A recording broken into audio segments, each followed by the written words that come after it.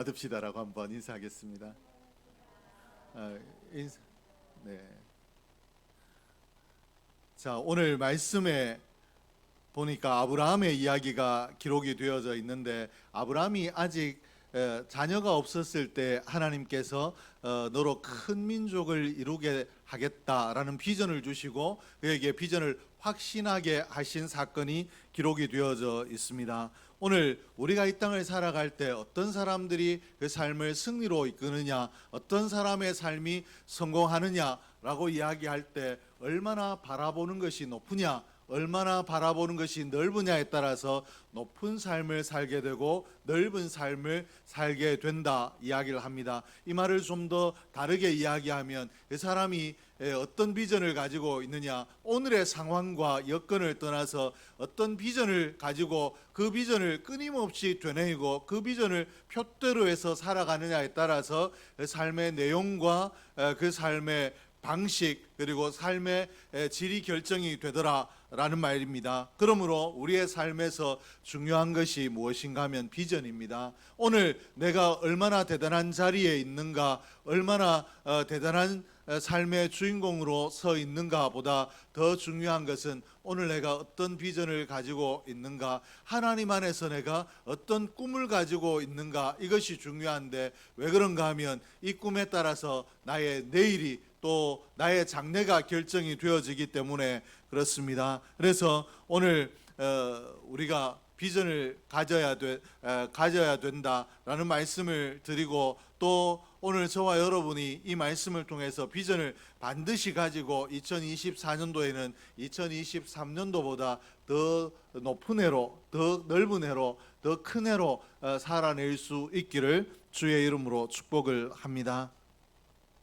잠언 29장 18절 말씀에 보니까 이런 말씀을 기록하고 있습니다. 비전이 없는 백성은 망한다라고 했습니다. 이 말이 우리 성경은 어떻게 번역을 했는가 하면, 묵시가 없으면 백성이 방자히 행하거니와, 이렇게 기록을 하고 있는데, 이 말씀을 풀어서 우리가 쉽게 우리의 언어로 풀어놓으면 이런 말이 됩니다. 사람이 목표가 없으면 그 삶이 흔들릴 수밖에 없다. 방황하게 되고 그 삶이 분명한 목표가 없기 때문에 궤도를 이탈하게 되며 방자하게 행할 수밖에 없다라는 것입니다. 오늘 그 사람이 품성이 어떠하냐, 그 사람이 가정이 어떠하냐, 그 사람의 친구가 어떠하냐, 이런 것들을 이야기하지 아니하고, 그 사람이 비전이 없으면, 붙든 목표가 없으면, 삶의 꿈이 없으면 그 삶이 궤도를 이탈하게 되어 있다.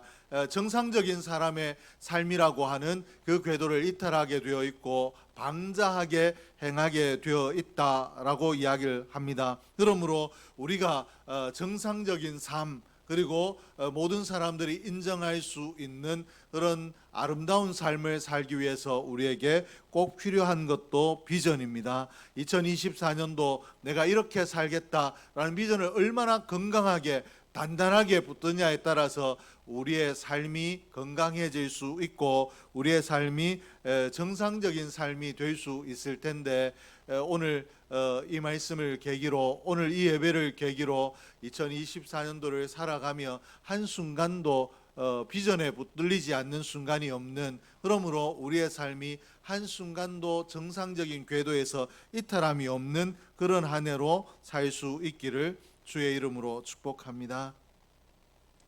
2023년도 한 해를 보내고 새로운 한 해를 맞이한 이 송구 영신 예배를 통해서 우리가 소원하는 것이 있다라면, 분명히 각자가 소원하는 구체적인 내용은 다르겠지만 그것을 한마디로 압축하게 되면, 오늘보다 더 나은 내일을 살고 싶다, 보다 나은 내일을, 또 내 장래가 더 아름다워졌으면 좋겠다, 더 빛났으면 좋겠다라는 것이고, 또 교회를 향한 소원도 역시 동일할 줄로 믿습니다. 2023년도보다 2024년도에 우리 교회의 모습이 더 하나님 앞에 빛났으면 좋겠다, 아름다워졌으면 좋겠다, 더 힘있게 사명 감당하는 교회가 되었으면 좋겠다라는 것인데, 우리가 오늘 새해가 되면 이렇게 말씀으로 권면하지 않더라도 나의 새로운 한 해가 더 좋았으면 좋겠다. 그리고 우리 교회가 그랬으면 좋겠고 우리 가정이 그랬으면 좋겠다라고 비전을 가지게 되는데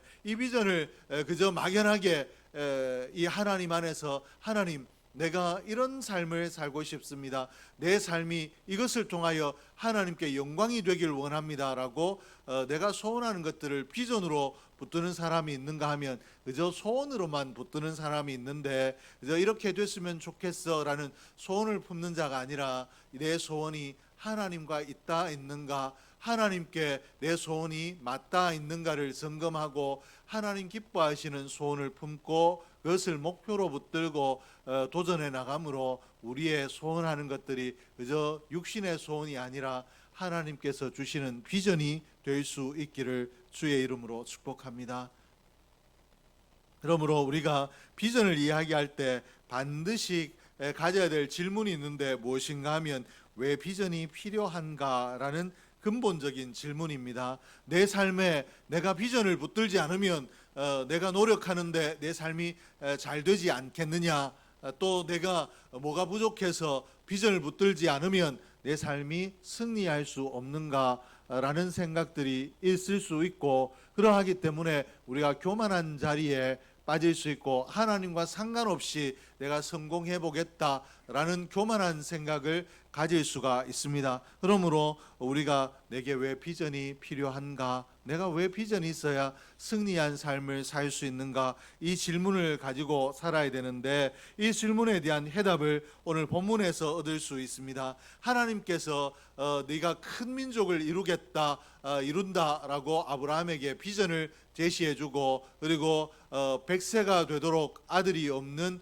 이 아브라함에게 하나님께서 이제 네가 큰 민족을 이룬다라고 비전을 주시고 난 이후에 아브라함이 하나님 안에서 내 자녀 또 내 손자, 내 후손들, 내 자손들이 하나님 앞에 바다의 모래와 같이 하늘의 별과 같이 많아지는 꿈을 꾸게 하셨습니다. 그런데 하나님께서 언제 아브라함에게 이런 비전을 허락하셨는가 살펴보면 왜 비전이 필요한가를 알 수 있는데 1절 말씀에 보니까 이후에 여호와의 말씀이 환상 중에 아브라함에게 임하여 이르시되 이렇게 기록을 하고 있습니다. 여기에 환상이라고 기록하고 있는 것이 오늘 우리가 말하고 있는 비전입니다. 하나님께서 아브라함에게 비전 중에 아브라함에게 말씀하여 이르시되, 하나님께서 말씀을 통해서 아브라함에게 비전을 주셨다라고 우리가 이 말씀을 이해할 수 있는데, 하나님께서 아브라함에게 환상을 주실 때, 비전을 주실 때가 언제인가 하면 1절을 이후에라고 시작을 하고 있습니다. 여기 이후에라고 했기 때문에 14장 1절을 시작하며 이후에라고 기록을 했기 때문에 이후에 이전에 있었던 일, 여기에서 가르친 일은 13장의 일일 것입니다. 13장의 이 14장의 일인데, 이 14장의 일은 어떤 일이 기록되어져 있는가? 4개의 나라와 5개의 나라가 연합군을 이루어 서로 전쟁을 한 사건이 기록이 되어져 있습니다. 그리고 이 전쟁통에 아브라함의 조카 롯이 전쟁의 포로가 되고, 아브라함이 이 조카 롯을 구하기 위해서 기습을 해서 연합군을 기습해서 조카를 찾아오는 그런 사건을 기록을 하고 있습니다. 이 사건은 분명히 아브라함의 승리였습니다. 연합군을 상대로 아브라함이 자기의 가정 군사를 이끌고 가서 기습을 통해서 조카 롯을 구출해내는 대단한 승리를 이끈 것입니다. 그렇기 때문에 우리가 여기까지만 보면 아브라함의 마음이 얼마나 기가 살았겠는가, 아브라함의 마음이 얼마나 담대했겠는가라고 생각할 수 있는데, 오늘 우리가 아브라함이라고 한번 생각을 해봅시다. 연합군이고 연합군을 진멸한 것도 아니고 연합군을 기습해서 조카 롯을 건져왔습니다. 그 마음에 무엇이 자리하겠습니까? 만약에 내가 이 기습을 하고 롯을 뺏어오고 난 이후에 이들이 그저 머물러 있다라면 뭐 기습 정도야 어떻게 하겠는가라고 그저 무시하고 자기들끼리 전쟁을 계속한다라면 상관이 없겠지만, 그 중에 한 편이라도 나를 향해서 공격해 온다라면 내가 그 공격을 어떻게 감당을 할 수 있는가? 이들이 보복을 해오면 어떻게 하겠는가? 오늘 내가 승리했지만 이들이 보복해 오면 내일은 내가 내 생명을 장담할 수 없는 자리에 이르게 될 텐데 어떻게 할 것인가라는 불안한 마음이 일었을 것입니다. 이 불안한 마음이 있을 때 하나님께서 아브라함에게 그 불안한 마음의 비전을 주셨습니다. 1절 말씀을 다시 한번 보면 이후에 여호와의 말씀이 환상 중에 아브라함에게 임하여 이르시되 아브라함아 두려워하지 말라 나는 내 방패요 너의 지극히 큰 상급이니라. 두려워하는 그리고 공포 가운데 잡히기 직전에 있는 이 아브라함에게 하나님께서 두려워하지 말아라. 내가 네 방패다. 어떤 누가 내가 허락하지 않는데 내가 방패되어 주는데 너를 무너뜨릴 수 있겠느냐. 그리고 네의 하는 모든 일에 내가 상급이 되어 주겠다라고 하나님께서 아브라함에게 비전을 주고 있습니다. 하나님께서 아브라함의 마음을 아셨기 때문에 내일의 두려움 가운데 있는 아브라함에게 하나님께서 환상을 허락하셨습니다. 이 말을 바꿔서 이야기하면 우리의 삶이 불안정하고 어렵고 힘들 때 무엇이 필요한가 하면 비전입니다. 하나님 앞에서 하나님 말씀을 통해서 하나님께서 이 말씀을 주시는데 내가 이 말씀대로 성취해야 되겠다. 이 말씀을 붙들어야 되겠다라고 말씀을 붙들고 내 삶의 표대로 그 말씀을 붙들었다라면 그것이 우리의 비전이 될 텐데 우리의 언제 비전이 필요한가? 내 힘으로 할 수 없고 나의 내일이 어떻게 되겠는가? 지극히 두렵고 떨릴 때 그때 하나님 부어주시는 비전이 필요한 줄로 믿습니다. 이것이 비전의 필요성입니다. 사람이 강한 것 같지만 대단히 약한 존재입니다. 그래서 잘 하다가도 두려운 마음이 일어나기 시작하면 걷잡을 수가 없고 그 삶이 무너질 수가 있는데 우리의 마음이 두려움에 빠지게 되고 흔들리고 불안정함으로 나아갈 때 무엇이 필요한가 하면 비전이 필요합니다. 그래서 오늘 저와 여러분에게 늘 비전이 있어야 승리할 수 있다라고 드린 말씀이 바로 이 부분 때문에 그렇습니다. 내가 잘 될 때 끝까지 잘 될 것 같지만 분명히 어려움의 때가 오는데 그때 비전이 있는 사람은 비전과 함께 승리할 수 있고 비전이 없는 사람은 그 불안함, 그 공포, 그 두려움에 침몰되어 무너지게 된다라는 것입니다. 그러므로 오늘 우리가 대단히 어렵고 힘든 시대를 살고 있습니다. 이 나라가 도대체 어디까지 추락을 하려고 우리 경제가 얼마나 떨어지려고 이렇게 하는가? 그리고 이 나라의 정치가 어디까지 더 무너지려고 정말 나라를 위해서 정치하는 것이 아니라 정말 자신의 욕심을 위해서 정치하는 것이 아닌가라고 우리가 의심할 수밖에 없도록 정치권에서 모습을 보여주고 있는 시대를 살고 있습니다. 그 비근한 예를 하나 든다라면 국방부에서 정신교육 자료로 만든 책자에 독도를 지웠습니다. 그리고 독도가 우리나라 땅이 아니라 분쟁 중에 있는 영토라고 기록을 했습니다. 그리고 왜 그렇게 했느냐, 이게 잘못된 거 아니냐라고 질책을 했더니 뭐라고 답변을 했는가 하면 일본과의 외교에 신경을 써야 되기 때문에 분쟁이 없고 좋은 관계를 유지하기 위해서 지도에서 독도를 제외했다라고 답을 했습니다. 이 나라에 얼마나 어디까지 썩었고 어디까지 무너졌는가를 보여주고 있는 단적인 예입니다. 국방부가 있는 이유가 나라의 이 국방을 나라의 주권을 지키라고 있는 것인데 나라의 땅을 팔아버려서라도 제외해서라도 자신들의 이익을 지키려고 하는 이런 시대에 우리가 살고 있는데 이때야말로 우리가 비전이 필요한 줄로 믿습니다. 하나님 외에 다른 어디를 봐도 대통령을 봐도 국회의원들을 봐도 국방부를 봐도 어디를 봐도 소망이 없는 이때 하나님 말씀만이 우리에게 비전이 되는 줄로 믿습니다. 그러므로 하나님 말씀을 붙들어야 이런 시대에 우리가 뭘 할 수 있겠는가, 우리가 잘 될 수 있겠는가, 이 나라가 망하지 않겠는가라는 것 때문에 우리의 삶을 놓아버리지 아니하고 하나님께서 이 나라에 은혜 주시면 이 나라가 다시 회복될 수 있다라고 우리가 소망 중에 우리의 삶을 건강하게 이어갈 수 있을 텐데, 오늘 이 시기에 이 나라에 비전이 필요하다라는 것 기억하고, 오늘 이 한 해에 내가 반드시 하나님께서 내게 주시는 말씀, 내가 붙들어야 될 말씀을 붙들고 그 말씀을 비전으로 삼아야 되겠다라고 결단하고 말씀을 반드시 붙들게 되는 저와 여러분이 될 수 있기를 주의 이름으로 축복합니다. 우리가 하나님 앞에 무엇을 비전으로 붙들어야 되는가 라는 것을 생각할 때, 비전은 분명히 하나님께서 말씀을 통해서 주시는 것이다 라고 말씀을 드렸지만, 또 어떻게 우리가 하나님 앞에 구할 때 하나님께서 주시는 것이 비전이기도 합니다. 그렇기 때문에 하나님께서 자기 자녀들에게 좋은 것을 주신다라고 약속하셨기 때문에 이 말씀을 붙들고, 하나님 내게도 비전을 주십시오. 하나님께서 부어주시는 비전이 있어야 되겠습니다. 하나님, 한 해 동안 내가 붙들고 기도하며 살아갈 말씀을 내게 주십시오 라고 기도하십시오. 그리하면 우리에게 하나님께서 비전을 주셔서 그 비전을 붙들고 혼란하고 어려운 시대를 이기게 하실 줄로 믿습니다. 그러면 우리가 비전을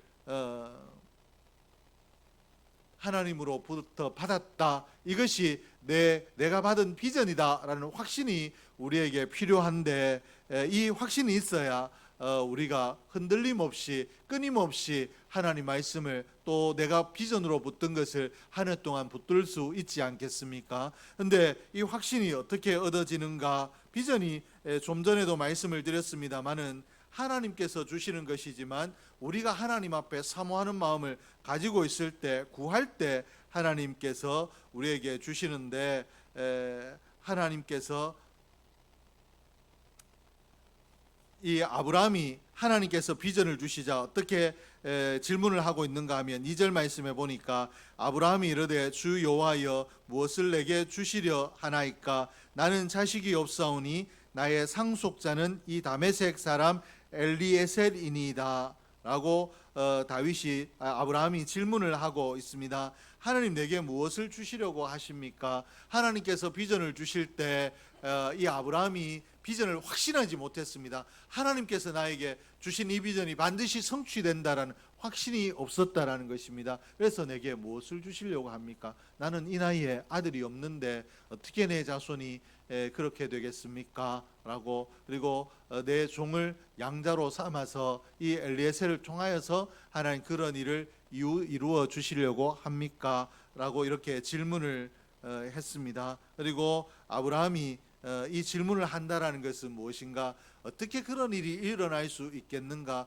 불평하고, 그러면 좀 더 젊은 나이에 하나님께서 이런 꿈을 주셨어야지, 이 나이에 이런 꿈을 주시면 내가 어떻게 이 나이에 생산을 할 수 있겠느냐라고 원망하지 아니하고, 하나님 어떻게 하시려고 이렇게 말씀을 하십니까? 라고 하는 것을 보면 이 아브라함이 불가능하다, 이런 일이 이루어지겠는가라는 확신이 없고 의심이 있지만, 그럼에도 불구하고 하나님께서 말씀하셨으니까 내게 이루어질 수도 있지 않겠는가라는 은근한 기대를 가지고 있다라는 것을 우리가 알 수 있습니다. 근데 5절 말씀에 보니까 그를 이끌고 밖으로 나가 이르시되 하늘을 우러러 무뼈를 셀 수 있나 보라. 또 그에게 이르시되 내 자손이 이와 같으리라.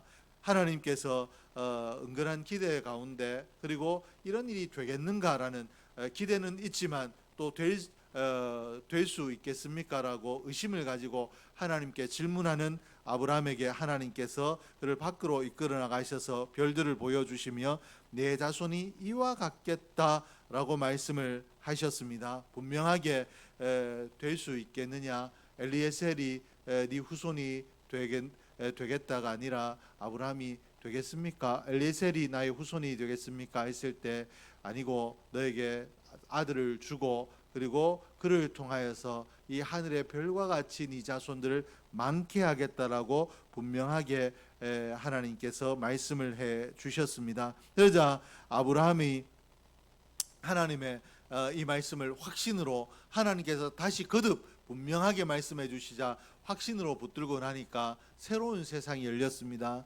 하늘의 별을 볼 때마다 아들이 보이고, 하늘의 별을 보니까 손자가 보이고, 이 별을 볼 때마다 자손들이, 무수한 자손들이 보이며 아브라함의 마음이 감사로 기쁨으로 가득 채워지게 되었다라는 것입니다. 그러면 오늘 우리에게 하나님께서 내게 내가 이 안에 붙든 말씀의 비전을 내게 이루어 주신다라는 이 확신이 어느 때 우리에게 이루어지는가? 아브라함이 기대를 가지고 있을 때, 기대하고 하나님께 물었을 때 하나님께서 아브라함에게 확신을 주셨기 때문에 오늘 우리도 내가 비전으로 붙든 이 말씀이 이루어진다라는 기대감을 가지고 기도하며 하나님 앞에 나아가면 하나님께서 그 기대가 확신이 되게 하시고 그 확신에 붙들려서 살아간 우리에게 승리의 삶을 주실 줄로 믿습니다. 그러므로 우리의 눈이 아브라함과 같이 하늘의 별을 보며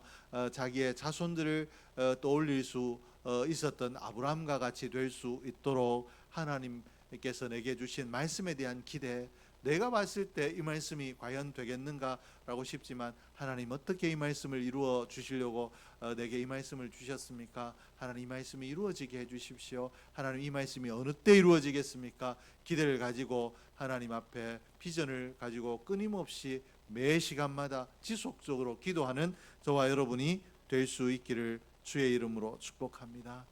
그러면 비전을 붙든 사람이 받을 복이 무엇인가? 비전을 붙들게 되면 어떤 복을 받는가 하면 성취의 복을 받습니다. 하나님께서 주신 비전은 반드시 성취됩니다. 내가 이렇게 되겠다라고 내가 세운 계획, 내가 세운 목표가 아니라 하나님께서 주신 비전, 말씀 가운데 주신 비전은 하나님께서 이루어 가시는 줄로 믿습니다. 그러므로 아브라함의 자녀들이 정말로 큰 민족을 이루고 아브라함의 후손을 통하여 메시아가 이 땅에 오신 것처럼 하나님께서 아브라함의 꿈을, 아브라함의 비전을 이루어 주신 것처럼 하나님 안에 말씀으로 붙든 비전은 반드시 성취되는 줄로 믿습니다. 그러므로 오늘 우리가 기대감을 가지고 하나님 내게도 비전을 주십시오. 또 내게도 하나님 비전으로 붙들 만한 말씀을 내게 주십시오라고 기도하고 기도 중에 말씀을 붙들고 비전을 붙들어야 될 텐데 저와 여러분이 그렇게 될 수 있기를 주의 이름으로 축복합니다. 또 이 비전을 붙들게 되면 어떤 복을 받을 수 있는가? 성취되는 복을 받을 뿐만 아니라 이 비전이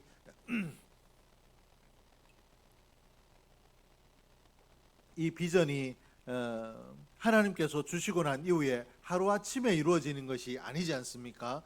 이 한 해에 하나님께서 이 말씀을 내게 비전으로 주셨지만 이 한 해가 가기 전에 이 꿈이 이루어질 수도 있고 아니면 하나님께서 해를 넘겨서 이루어지실 수도 있고 하기 때문에 이 비전을 붙든 사람에게 필요한 것이 무엇인가 하면 믿음이 필요합니다. 하나님께서 성취케 하신다라는 믿음이 필요한데 이 믿음의 복도 주시는 줄로 믿습니다. 이 6절 말씀에 보니까 아브라함이 여호와를 믿으니 여호와께서 이를 그의 의로 여기시고, 하나님께서 비전을 주셨을 때 확신이 없어서 하나님 어떻게 하시려고 하십니까? 라고 기대감을 가지고 하나님께 물었더니 하나님께서 별을 보여주시며 네 자손이 이와 같이 많아질 것이다 라고 말씀하셨고, 이 말씀을 아브라함이 믿었다라고 이렇게 말씀을 하고 있습니다. 그랬더니 하나님께서 이 아브라함의 믿음을 그의 의로 여기셨다라고 말씀을 하고 있는데, 하나님께서 믿으니까 이것이 아브라함의 의, 하나님께서 복 주실 만한 아름다움으로 인정하시고 하나님께서 아브라함의 비전을 이루어 주셨다라고 이렇게 기록을 하고 있습니다. 오늘 우리가 비전을 붙들게 되면 비전의 성취도 반드시 때가 되면 누르게 되지만 그 비전의 성취가 이루어질 때까지 하나님께서 믿음의 복도 주시는 줄로 믿습니다. 아브라함에게처럼 믿을 때 믿음의 복을 주시고, 그리고 이 믿음의 복이 얼마나 중요한가, 믿을 때 하나님께서 아브라함의 의로 여기신 것처럼 하나님 말씀을 붙들고 이 말씀이 내게 반드시 이루어질 줄로 믿습니다라는 믿음을 가지고 흔들림 없이 나아가게 되면 그 믿음을 하나님께서 우리의 의로 여겨주시는 줄로 믿습니다. 그러므로 오늘 2024년도 한 해에는 우리가 하나님 말씀을 묵상하고 기도하는 중에 우리 하나님 안에 하나님 영광을 위해서 내가 붙들 비전을 반드시 발견하고 그 비전을 위해서 기도하고 그 비전을 성취하는 한 해로 살아가는 저와 여러분이 될 수 있기를 주의 이름으로 축복합니다. 그리고 온사랑교회가 아브라함이 붙잡았던 비전으로 말미암아 누리게 된 놀라운 복을 받아 누리는 한 해로 온사랑교회가 더 거듭날 수 있는 은혜해가 2024년이 되기를 주의 이름으로 축복합니다. 기도하겠습니다.